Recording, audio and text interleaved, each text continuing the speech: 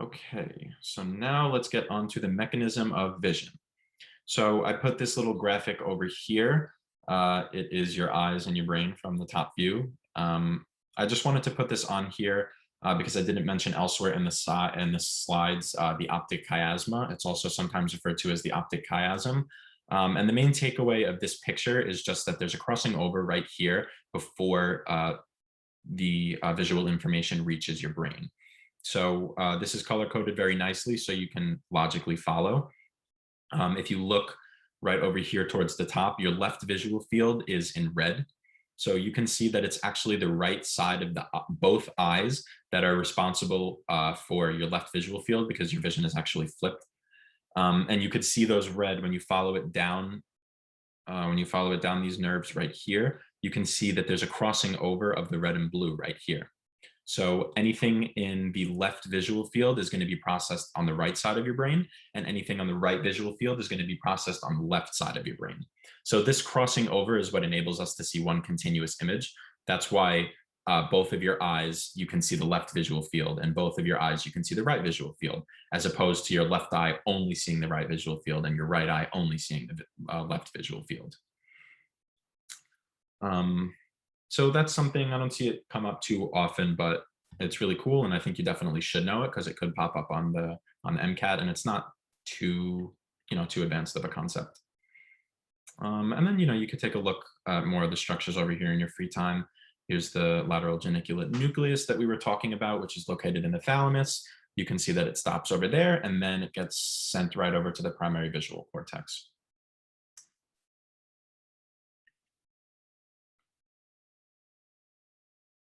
So the structure of the eye, again, there's a lot of information on this slide. I don't think it's too conceptually hard, but is a lot of terminology that you should definitely be familiar with. Excuse me. So light enters the eye through the cornea. Ruth said, does this mimic the concept of which light passes through converging lenses or concave lenses? Very interesting. We're going to talk about that in a little bit.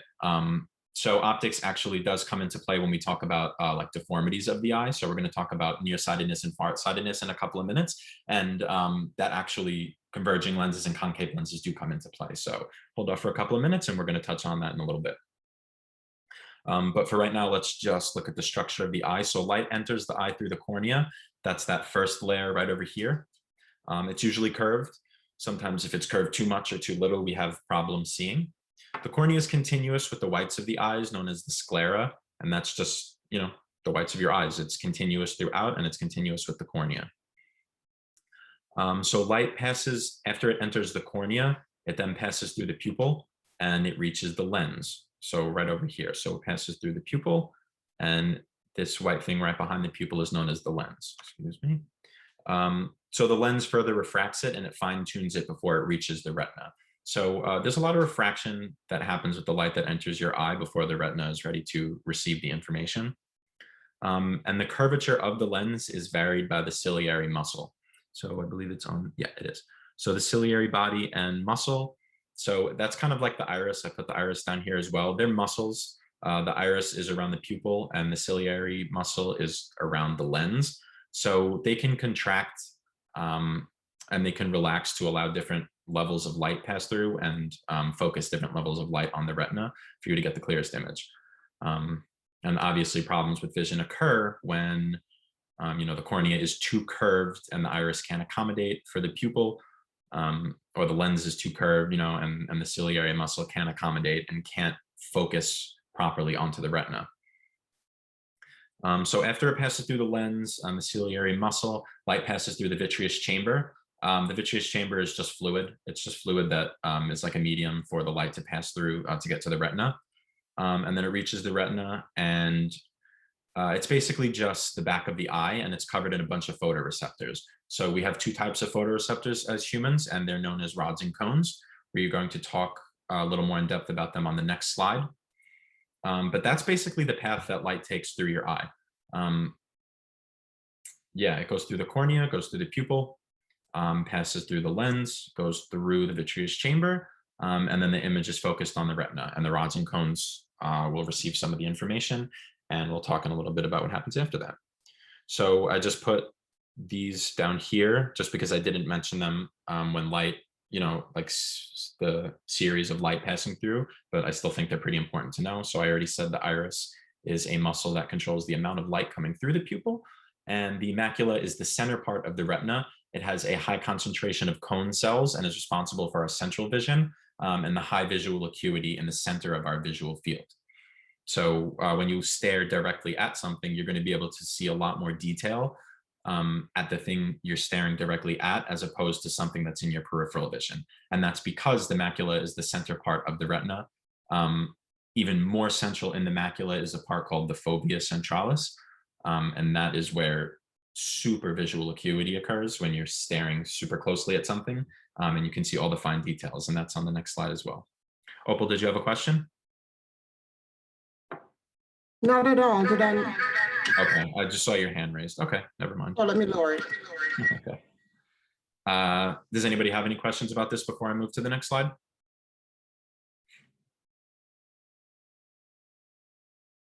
Okay.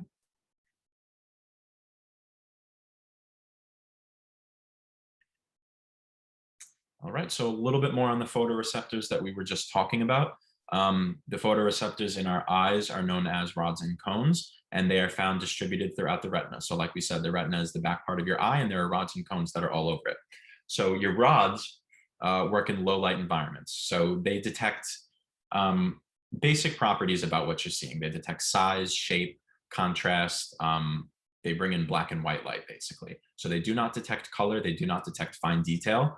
That's why in low light environments, when you're out at night, you can kind of see, you can't really see color very well, but you can see shapes, you can see contrast. We have a lot of them, especially compared to cones. There's 120 to 130 million in humans. Yeah, so that's a lot. And cones are the other sort of receptor. These are the more fine-tuned photoreceptors that help us see fine detail, help us see color. And they require adequate lighting to function. So there are about 6 to 7 million of them in humans. And like I said before a little bit, most of them are focused on the macula and specifically in the fovea. So the fovea centralis, also sometimes I've just seen it written as fovea before. It contains a large concentration of cones and is responsible for the extreme visual acuity that you utilize when you're staring directly at something. So you have the retina, which is the entirety of the back of your eye. Then you have the macula, which is central to the back of your eye.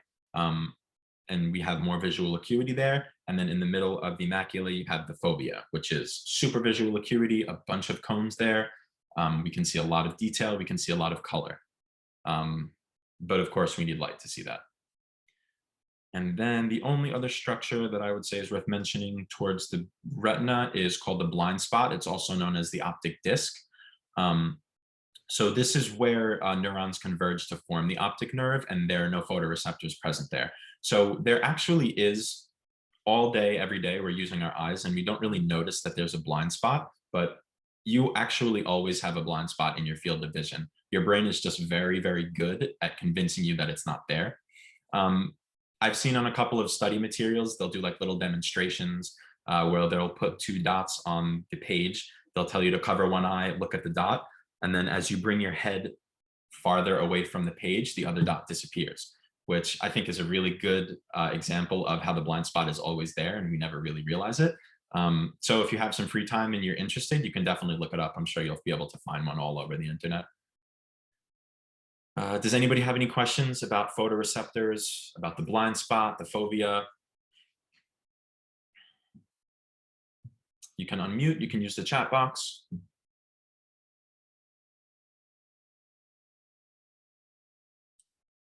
Okay.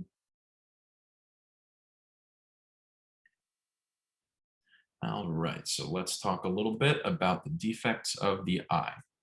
So these 3 terms, definitely know.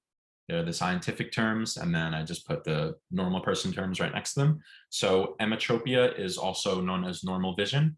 Light is properly refracted onto the retina. So this is sort of where the lens shape comes into play, like Ruth mentioned earlier. So if you take a look at this normal eye up at top, you can see what's happening These three are just representative of, the photons that are coming in, the light waves that are coming in. So this light should converge at one specific point on the retina. And the problem with nearsightedness and farsightedness is that this image is not converging directly on the retina. So myopia is nearsightedness, and that means that the light is refracted too much, resulting in a focal length that is too short. So as you guys know, I think we did a light in optics. It might have been last night. It was definitely a past lecture. Anytime light passes through a different medium, it has that index of refraction. It's going to change. It's going to bend depending on the medium that it's going through and depending on the shape of the lens. So if you look at this nearsighted, this diagram right over here, you see that it's converging too quickly because the focal length is too short. So this image is not being properly projected onto the retina. So, I mean, it's because the cornea is too curved. So when the cornea is too curved, it actually shortens that focal length. So, I mean, the ways to treat that is you can either flatten the cornea or you can shorten the distance of the eye. You're just trying to bring this focal point to reach the retina because that's the problem. Yeah, so I think I just said that actually after I saw your question, Opal. That's how myopia is corrected. Usually, I think in practice, the way that it's actually corrected is that the cornea is flattened. I think that's the easiest way to increase the focal length so that it actually reaches the retina and it produces a clear image. And then on the other side of the spectrum, we have hyperopia, which is farsightedness. So light is refracted too little and it results in a focal length that is too short. So if we look over to the right, this light is not being bent enough. So by the time it reaches the retina, it's not converging into a singular image. So you're not going to be able to see properly. And it's the exact opposite of myopia, nearsightedness. Farsightedness, it's either because the cornea is too flat or it's because the actual length of the eye is too short. So if the length of the eye is increased or if the cornea is curved more, the focal length is going to decrease and it's going to bring this actual focal point onto the retina and it's going to help focus the image.